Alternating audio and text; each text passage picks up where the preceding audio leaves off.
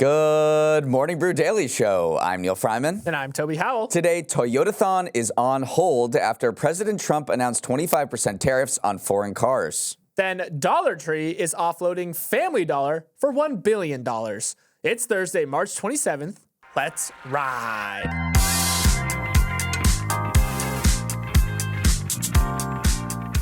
In today's edition of Wanna Feel Old, The Office premiered on NBC 20 years ago this week, and the nostalgia marketing is in full swing. The restaurant chain Chili's, which played a major role in The Office, announced it would open its first location in the show's setting of Scranton, Pennsylvania on April 7th. But it won't be any old Chili's. It'll have chalk art mural decor that matches Chili's locations in the early 2000s, pay homage to the chain's many cameos on the show, and bring back the Awesome Blossom onion appetizer that was pulled from menus in 2008. Of course, several members of the Office cast are being enlisted in an ad campaign. Toby, will you feel God in that Chili's? I mean, everything Chili's touches these days turns to baby-backed gold. Sales at restaurants open for at least a year were up 31% last quarter. That is the third straight quarter of double-digit growth. Remember the triple dipper appetizer that went viral on TikTok? Mozzarella sticks pulling apart. It's still powering sales growth. And in 2023, Chili's actually brought back its "I want my baby back ribs" commercial. So clearly they are leaning into this nostalgia vibe, which is super in right now. And I do tell you what, Neal, I actually do feel God in this Chili's tonight.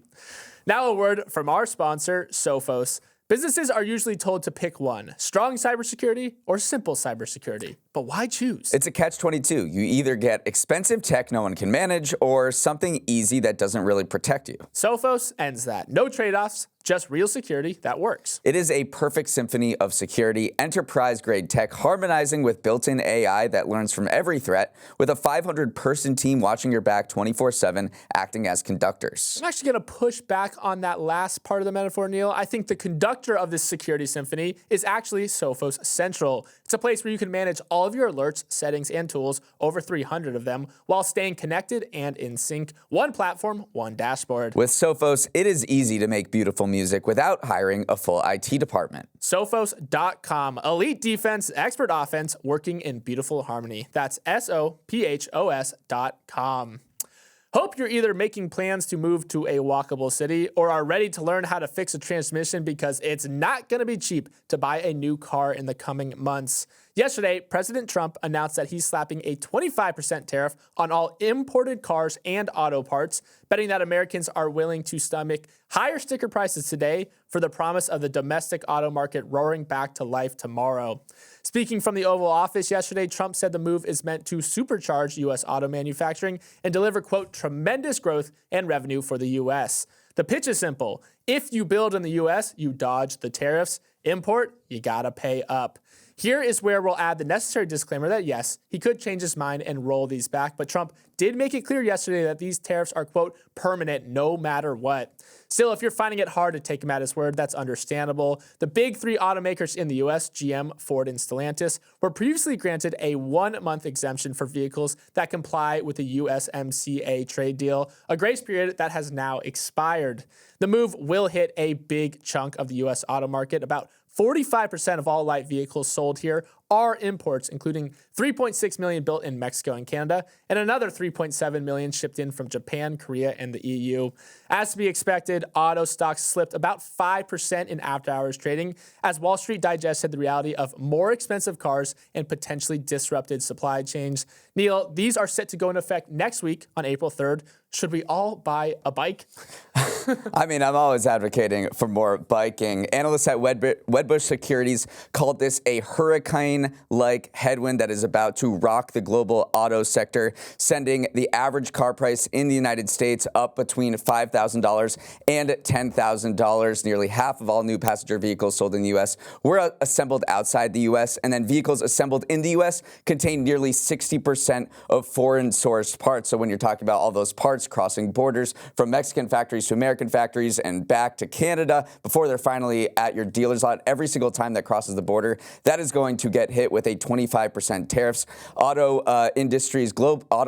companies globally are set to have $75 billion in annual costs loaded up upon them, according to Bernstein, and they are going to pass along those costs to customers.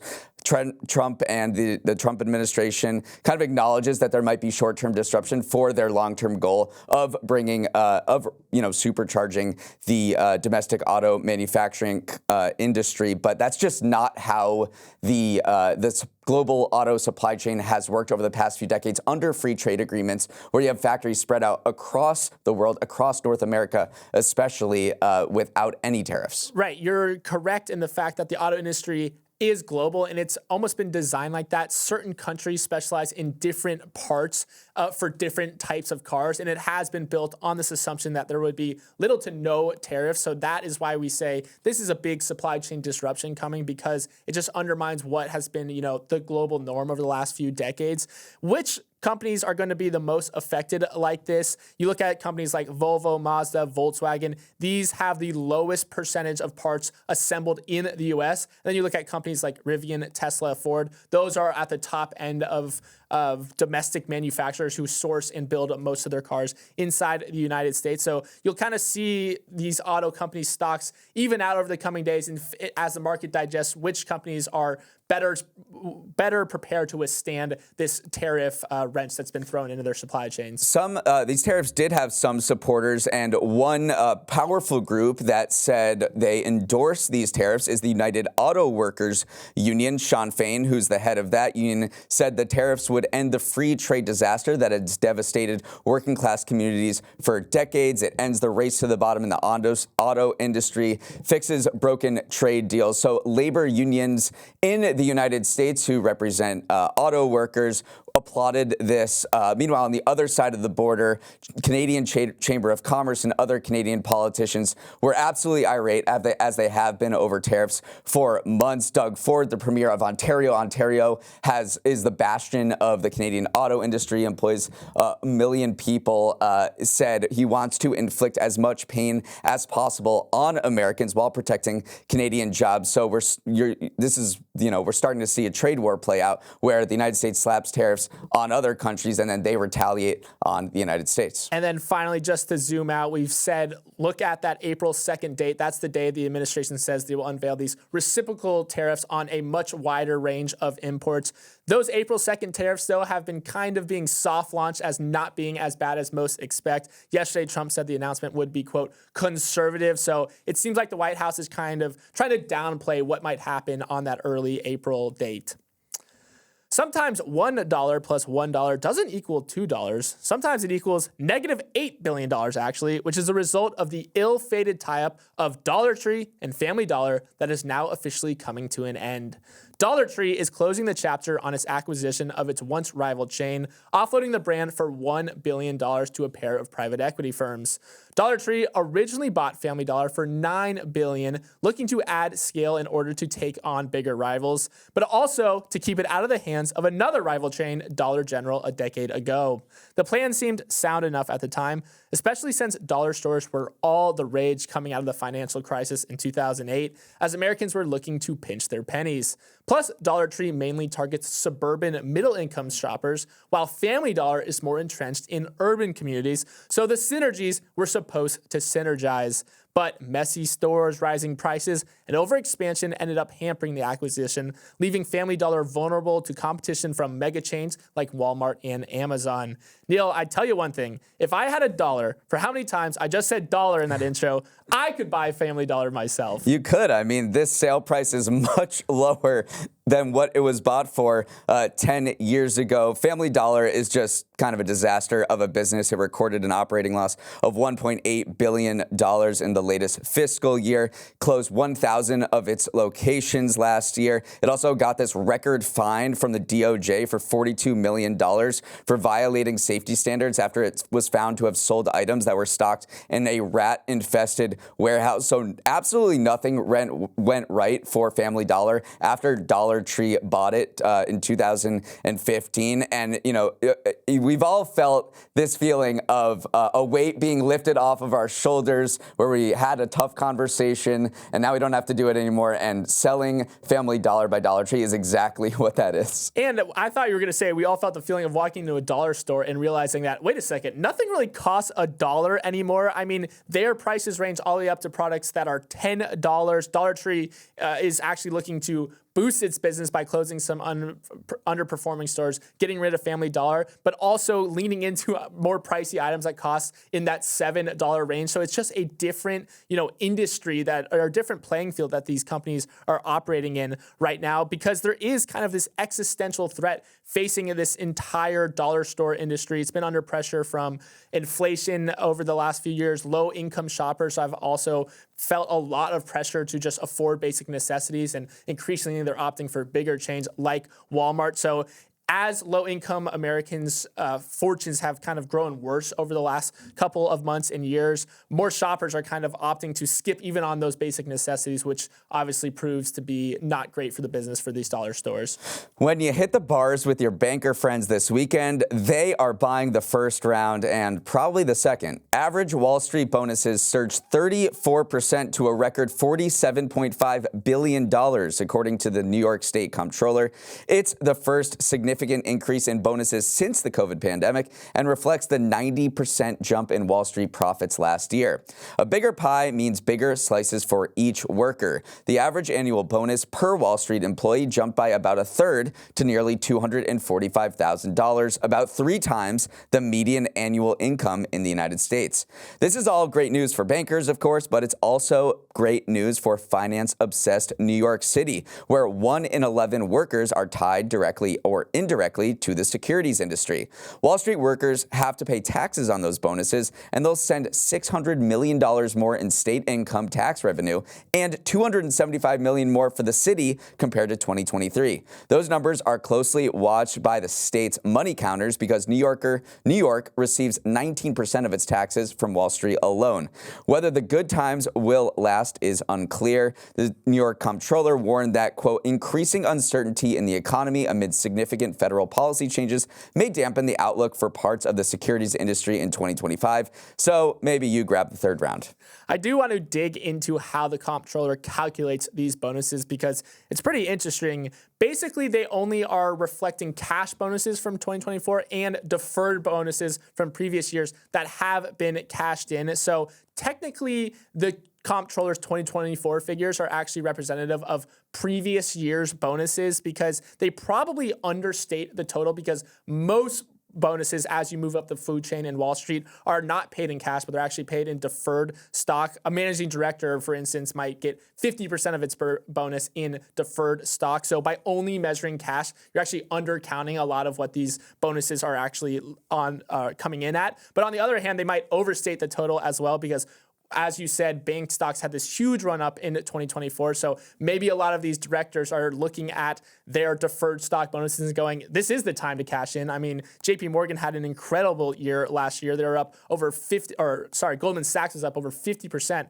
over the past year. So if you're sitting there with all this deferred stock, of course you're going to cash it in as the market kind of reaches a frothy level. So it's a little more complex than just saying record bonuses. All these people are getting $244,000 in cash into their bank accounts. It's got more nuance than that. It's got more nuance, but the bottom line is that the banking sector did really well last year, and people were paid handsomely for that. The question now turns to this year is, can this run last? You mentioned the banking index was up a ton last year. All these banks scored record profits, JP Morgan record profits, but the start of the year has been a little slower than expected, and you have recruiters and other people in the HR industry around finance saying maybe there could be some job losses if the deal making doesn't pick up as expected. Deal volume in the U.S. was actually down 0.7% this year so far compared to the same period last year. If you take out Google's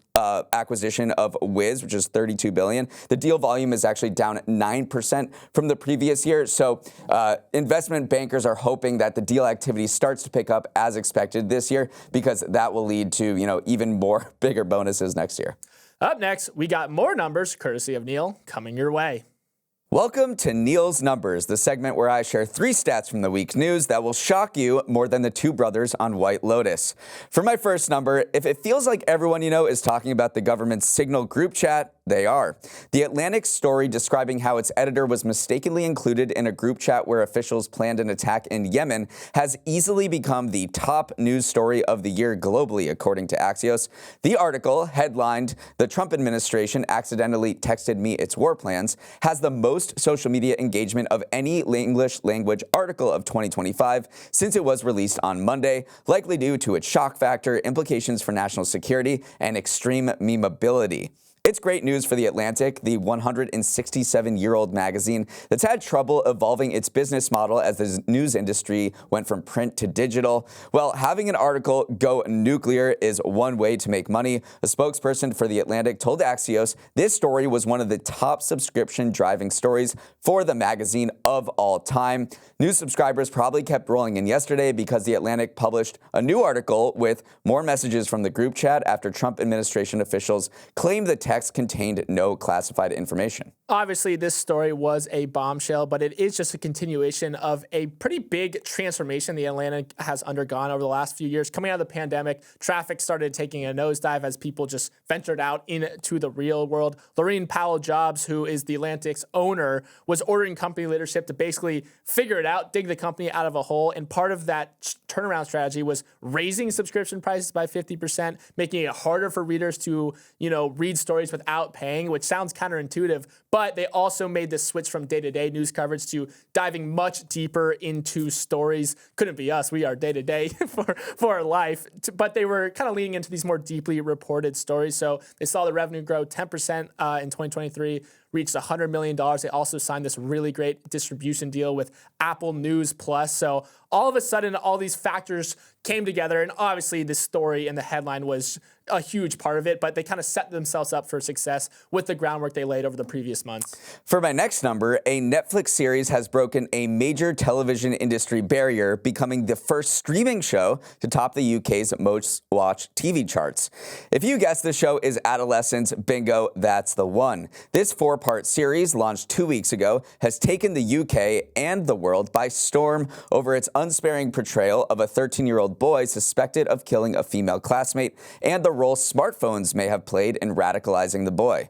Adolescence impact has been felt well beyond the Netflix top 10 list, entering the broader conversation around kids going down social media rabbit holes. Since the show was released, the UK's education secretary said she would begin researching what a smartphone ban in English schools might look like. Prime Minister Keir Starmer even weighed in, mentioning that he was watching the show with his 2 kids at home and vowed to take action to address the, quote, fatal consequences of young men consuming harmful content online.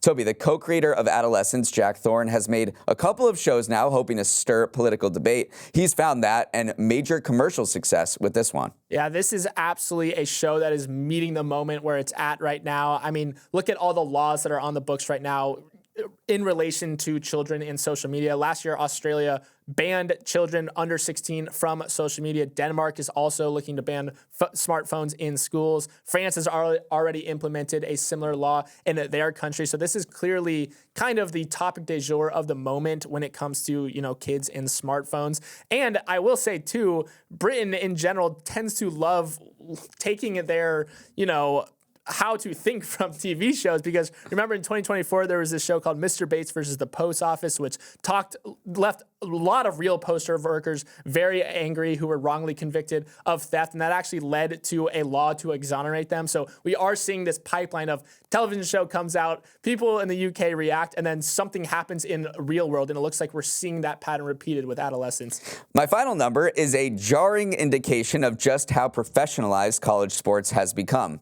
As the Sweet 16 for the men's basketball tournament tips off today, only 3 of the 16 teams remaining have more than 3 starters who began their college careers at their current schools. And that's because NIL and the booming transfer portal are incentivizing players to switch teams so they can secure more money, similar to how free agency plays out at the professional level. In college, that means players typically leave a smaller school for a much wealthier program. Maybe Florida Atlantic University offers the best example of this. This team was an incredible Cinderella story story of the 2023 men's tournament, making it to the Final Four as an underdog 9 seed. That team's 3 leading scorers and its head coach are all in March Madness this year, just on different teams. Head coach Dusty May and 1 player left for Michigan, another went to Arkansas, and another decamped for Florida. Toby, this explosion in transfers is the real March Madness. By the way, it's kind of working out just fine for the NCAA right now because the first weekend of the men's tournament, most watched since 1993. The first round of the women's tournament, second most watched ever because behind Caitlin Clark's season from last year. So clearly people are still tuning in. Everyone thinks that the beauty of March Madness lies in unknown players who become these tournament legends, unknown schools who make these big runs, but also seeing major schools match up against each other in really good matchups is also very entertaining and very compelling, just based on these viewership figures. Do we really need to see, St. Peter's getting blown out a few rounds later? Is that better than seeing some of the best teams in the country going up? That's maybe a pessimistic take, but it is a take that I think is reflected in the viewership that we saw. Yeah, I guess the problem or the existential question is what happens to these smaller schools when all of the bigger ones can just gobble up all of their players after the season. I mean, the transfer portal, sorry, it's a hard word to say, opened this week, in which players can announce their intention to switch schools.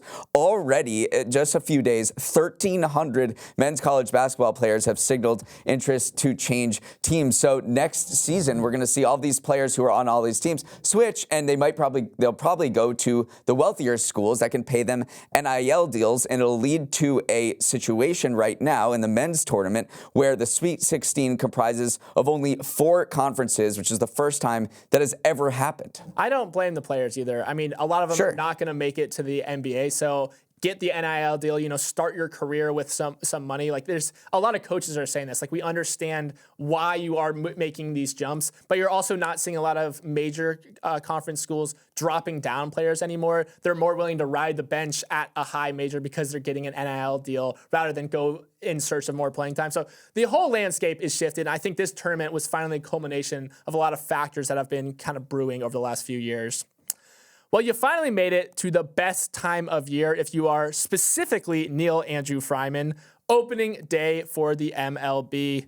Technically, the season kicked off in Japan last week, but the first pitches on U.S. soil are being thrown today, and some of those pitches are being thrown in new, much smaller ballparks.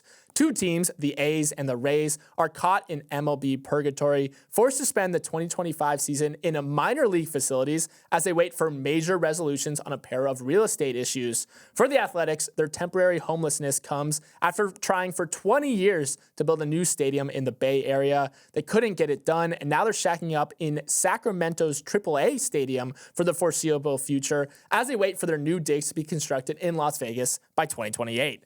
The Tampa Bay Rays, on the other hand, were forced into their situation after Hurricane Milton tore the roof off their typical home, Tropicana Field. They will be taking their talents from St. Pete up I-275 to the New York Yankees spring training facility in Tampa. But their situation is actually much worse than the A's because the Rays don't have a shiny billion-dollar stadium in the works to look forward to. So while you're watching Shohei Ohtani and Juan Soto mash home runs this year, keep an eye out for these majorly downsized and intimate arenas that the A's and the Rays are currently calling home. Neal, you are my baseball guy. Am I wrong in thinking that these smaller venues might lead to better atmosphere for teams that honestly had trouble filling bigger stadiums? Well, particularly the Rays, as a Tampa guy yourself, you know that that stadium the Trop did not necessarily have a large crowd each day, so maybe downsizing will be good. But overall, we're in uncharted territory for MLB with 2 minor league stadiums being host to major league. And I think it is overall an embarrassing look for teams to be homeless like this. And it shows the gap between what their expectations are of public funding of large stadiums and what the public now, after years of pushback, is willing to spend. So that's why you're seeing the A's in Sacramento for the foreseeable future. The Rays had bad luck with the hurricane, but their stadium deal is also a debacle. They are in purgatory, real estate purgatory as well. So I would say it is generally an embarrassing and not a good look for MLB to have 2 teams playing in minor league stadiums when they should be playing in major league stadiums and accruing all the revenue that comes with ticket sales. details. Any other storylines you're looking at this year? I know we had a few major rule changes of the past few years. There was the pitch clock that went a long ways towards shortening games. They made the bases bigger a few years ago. They recently banned defensive shifts. Are there any rule changes on the book that you have your eye on? Well, in minor league, in the spring training this year, they tested what would be the most significant change in MLB history, and this is the automated ball strike challenge system. They've been testing this in the minor leagues for the past few years, but soon coming to MLB, maybe not this season, but maybe next season, they will have robot ups essentially, where if you are a pitcher or a catcher or a batter that doesn't think the human ump called the right call, you can tap your helmet and they will send it to a robot ump challenge to see if they got it right. So that, of all of the rule changes you mentioned, having robot umps come into play into this game would be a massive rule change. But the biggest changes I'm expecting this year are coming in the stands, and I want to talk about the new ballpark food with you as we get into this baseball season. I'll mention one of these new ballpark foods that are coming out across the country. I want to hear your take. The first one is s'mores quesadillas, and that's going to be at Citizens Bank Park in Philadelphia. I'm so in. That sounds delicious. Little chocolate syrup drizzled on top. Absolutely buying that one. All right, in Toronto, they are rolling out cotton candy fries. I'm out. Immediately out. Cotton candy is a no-go for me. Give me a next one. All right, and finally, this is going to be close to our home at Yankee Stadium. Helmet tiramisu. It's tiramisu, a giant version in a baseball helmet. It looks so good. I've had a healing on tiramisu over recent years. I used to think it was kind of gross. The texture grossed me out, but this looks delicious. I love tiramisu now, and it might actually bring me out to a Yankees game. All right, let's wrap it up there. Thank you for starting your morning with us, and have a wonderful Thursday. For any questions, comments, or feedback, send an email to morningbrew@morningbrew.com. Let's roll the credits. Emily Milliron is our executive producer. Raymond Liu is our producer. Olivia Graham and Olivia Lake are our associate producers. Uchenna Ogu is our technical director. Scoop Stardaris is on audio. Hair and makeup says play ball. Devin Emery is our chief content officer, and our show is a production of Morning Brew. Great show today, Neal. Let's run it back tomorrow.